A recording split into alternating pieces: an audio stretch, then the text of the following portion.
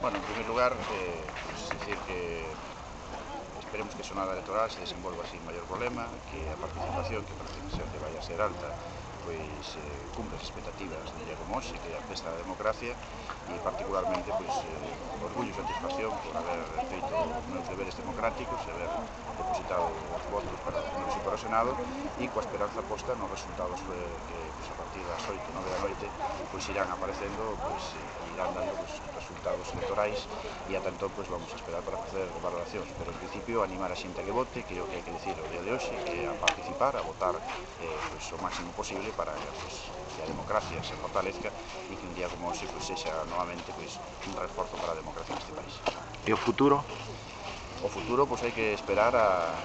partir das 9 da noite, cando pois, salgan os resultados para o Congreso e particularmente no meu caso para o Senado, será nese momento cando hai que facer as valoracións, en todo caso pois, agarrar con ilusión e en todo caso pois, ser moi respetuoso do que digan os cidadáns e aceptar, como non pode ser de outra maneira, os resultados sexan de un lado ou sexan de outro.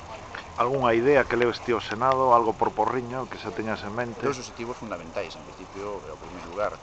pois, seguir traballando con máis forza para impulsar a eliminación do paso a nivel de Porriño, que xa está recollido no estudio informativo do tren Vigo-Porto, do tren de alta velocidade Vigo-Porto, e en segundo lugar, un proxecto que nos consideramos que pode ser estratégico de cara aos próximos anos en Porriño, que é a senda verde do río Louro, que é un proxecto que queremos impulsar dentro da creación das novas redes de sendas fluviais do Ministerio de Medio Ambiente, dentro do proxecto Agua,